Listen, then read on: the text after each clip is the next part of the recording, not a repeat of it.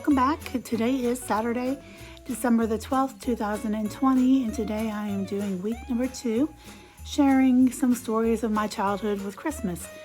So today I'm going to talk about my Christmas Eve tradition for the first 10 years of my life.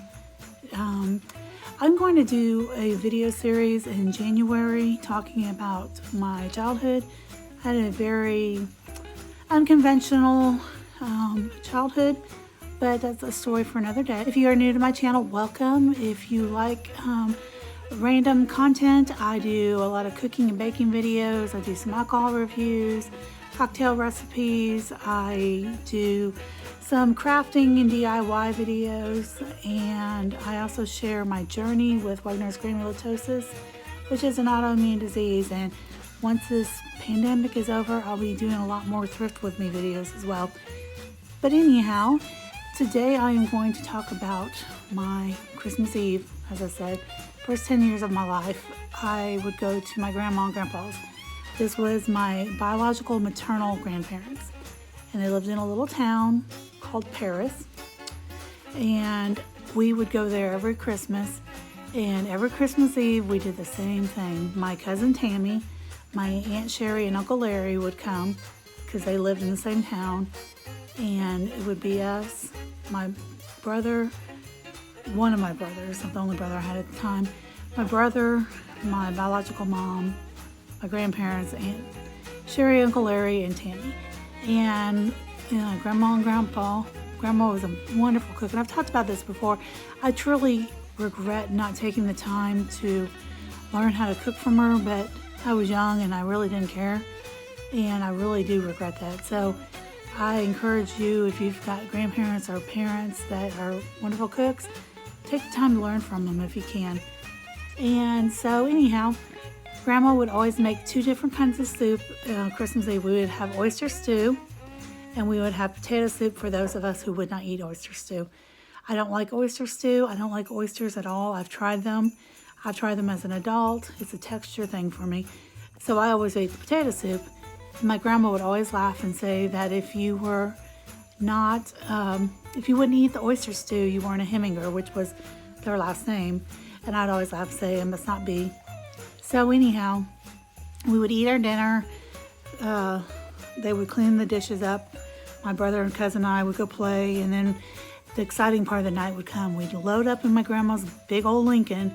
Now, mind you, this would have been in the in the 70s, early 80s.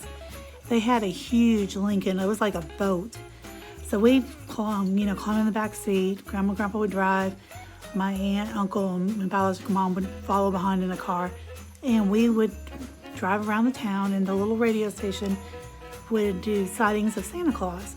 So we'd drive around looking at Christmas lights, going through the park that was decorated, and looking all the time, looking for Santa. They were giving us hints as to where he was.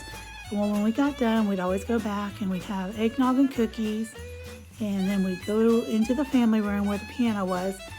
And my grandma and my biological mom both were gifted musicians. They could both play a piano like you wouldn't believe.